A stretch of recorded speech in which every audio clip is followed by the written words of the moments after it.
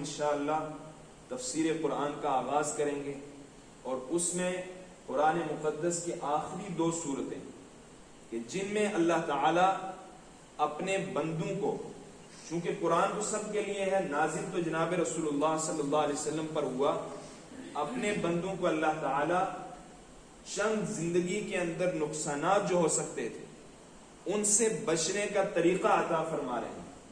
یہ جو چند خفیہ قسم کے جو بندوں کے دشمن تھے، اللہ تعالیٰ ان سے اللہ کی پناہ میں آنے کا طریقہ بتا رہے ہیں۔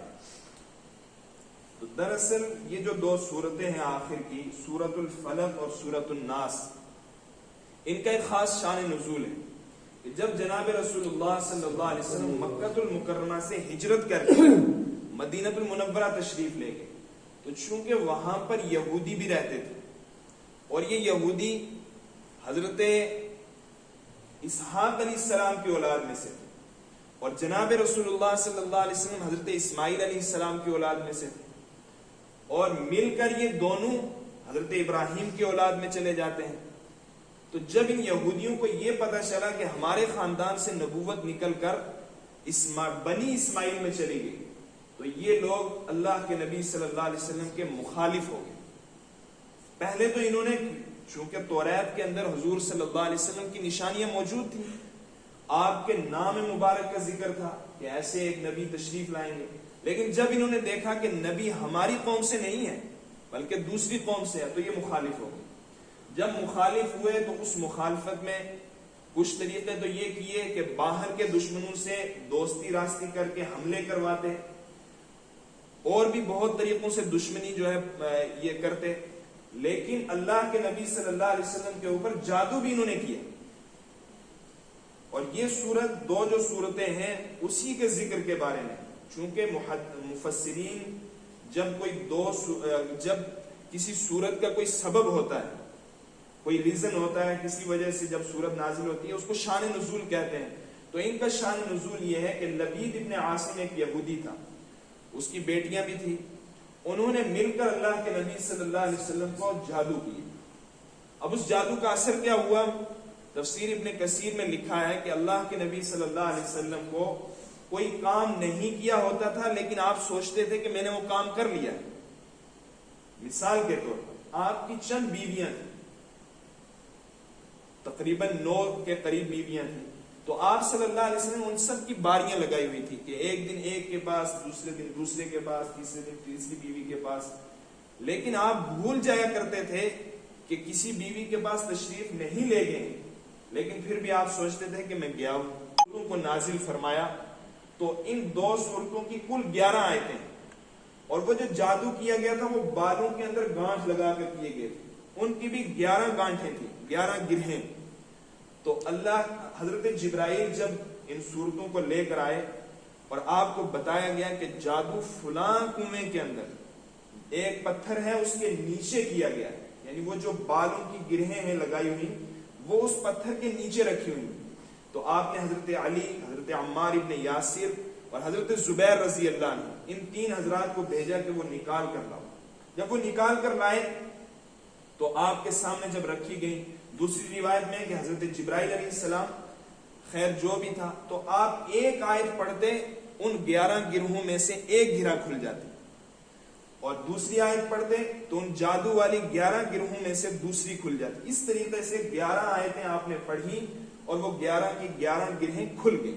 یہ تو تھا ان 2 سورتوں کا شان نزول، لیکن چونکہ قرآن مقدس تو ساری انسانیت کے لیے ہے، تو اب ہمیں بھی اللہ تعالیٰ نے بتا دیا کہ تمہاری زندگیوں کے اندر بھی کچھ خفیہ دشمن ہیں، کہ ظاہری دشمن سے تو آدمی لڑ لیتا ہے کہ اس سے مقابلہ کر لے گا، لیکن جو چھپا ہوا دشمن ہے اس کا تو پتہ ہی نہیں چلتا کیسے وار کرے گا۔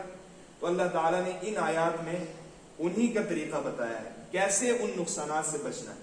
تو پہلے اللہ تعالیٰ فرما رہے ہیں قُلْ أَعُوذُ بِرَبِّ الْفَلَقِ، کہ پیغمبر آپ فرما دیجئے کہ میں صبح کے رب کی پناہ مانگتا ہوں، من شر ما خلق، کس چیز سے پناہ مانگتا ہوں؟ تمام مخلوقات کے شر سے۔ اسی کو اللہ کے نبی صلی اللہ علیہ وسلم کو حکم دیا گیا تھا کہ آپ تمام مخلوقات سے اللہ کی پناہ مانگا کریں۔ کیوں؟ کیونکہ مخلوقات میں انسان بھی ہیں، حیوانات بھی ہیں، درندے بھی ہیں، چرندے بھی ہیں، کون سی مخلوق کب نقصان پہنچا دے ہمیں کچھ پتہ نہیں، لہٰذا ان کے نقصانات سے بچنے کے لیے ضروری ہے کہ ہم اللہ کی پناہ لے لیں۔ تو تمام مخلوقات کے شر سے اللہ کی پناہ لی جائے۔ وَمِن شَرِّ غَاسِقٍ إِذَا وَقَبَ، اور تاریک رات کے شر سے جب وہ چھا جائے۔ تاریک رات کے شر سے کیوں پناہ مانگی جائے؟ کیونکہ آدمی جب رات کے اندر سفر کرتا ہے تو خدا نہ خواستہ ہو سکتا ہے کہیں پر کوئی کھڈا ہو، اس میں گر جائے، اس کی ٹانگ ٹوٹ جائے، یا یہ چل رہا ہو کسی درخت کی کوئی ٹہنی ٹوٹے اور اس کے اوپر گرے اور یہ مر جائے، یا کوئی حادثہ پیش آ جائے۔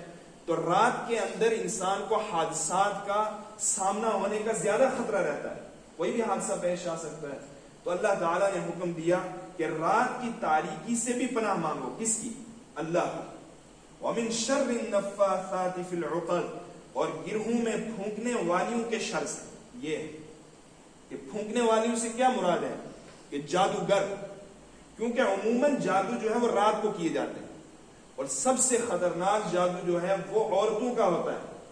اسی لیے یہاں پر اللہ تعالیٰ فرما رہے ہیں کہ جادوگر عورتوں کے جادو سے پناہ مانگو، لیکن اسی کے اندر کوئی بھی جادوگر ہو، چاہے وہ مرد ہو یا عورت، سب آ جائیں گے۔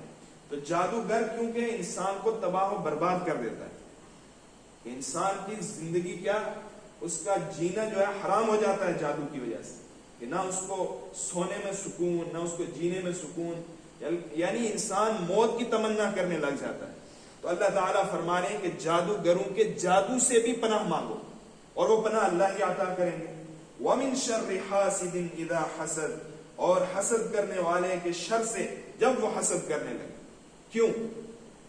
یہاں پر فرمایا کہ حسد کرنے والے کے حسد سے، اس کے شر سے پناہ مانگو، چونکہ جب اللہ تعالیٰ کسی کو نعمت عطا کرتے ہیں، چاہے وہ نعمت مال کی ہو، چاہے اولاد کی ہو، چاہے طاقت کی ہو، صحت کی ہو، تو یقیناً کچھ نہ کچھ، جتنی زیادہ نعمتیں ہوتی ہیں اتنے زیادہ حاسدین پیدا ہو جاتے ہیں۔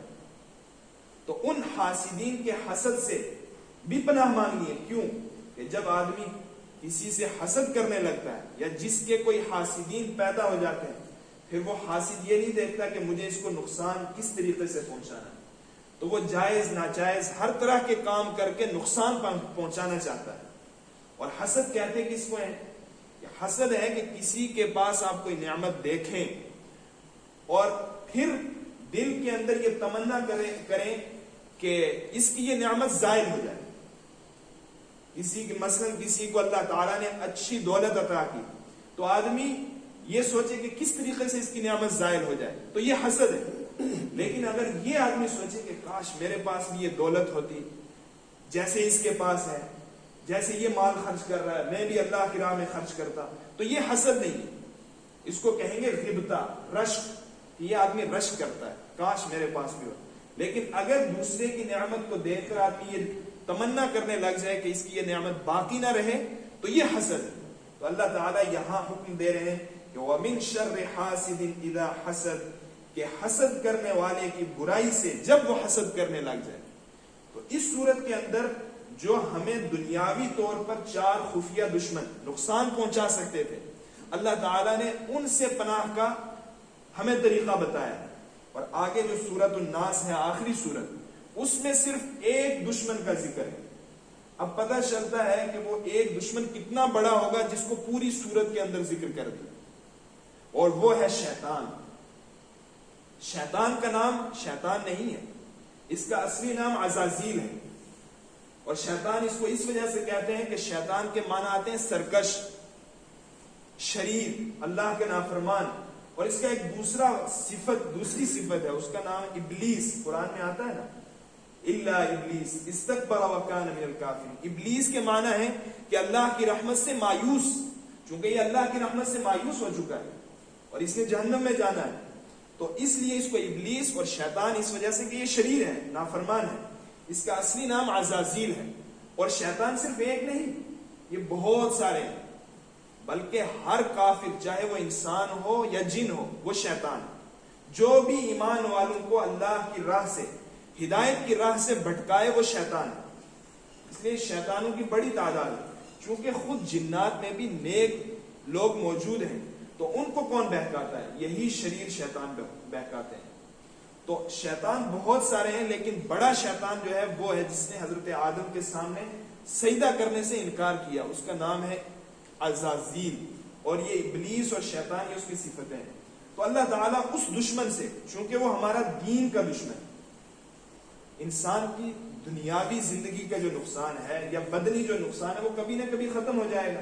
مثال کے طور پر بدن کو نقصان پہنچانے والی بیماری ہے، موت پر ختم ہو جائے گی. لیکن اگر دین کو نقصان ہو گیا تو وہ دنیا کے بعد بھی اس کو نقصان پہنچاتا رہے، وہ نقصان دائمی ہے، ہمیشہ کا ہے. تو اللہ تعالیٰ نے اس صورت کے اندر شیطان سے پناہ کا طریقہ بتایا ہے، کیونکہ وہ ہمارا دینی دشمن ہے. تو اللہ تعالیٰ فرماتے ہیں قُلْ أَعُوذُ بِرَبِّ الْفَلَقِ، آپ کہہ دیجئے میں پناہ مانگتا ہوں لوگوں کے رب کی. قُلْ أَعُوذُ بِرَبِّ النَّاسِ، میں پناہ مانگتا ہوں لوگوں کے رب کی.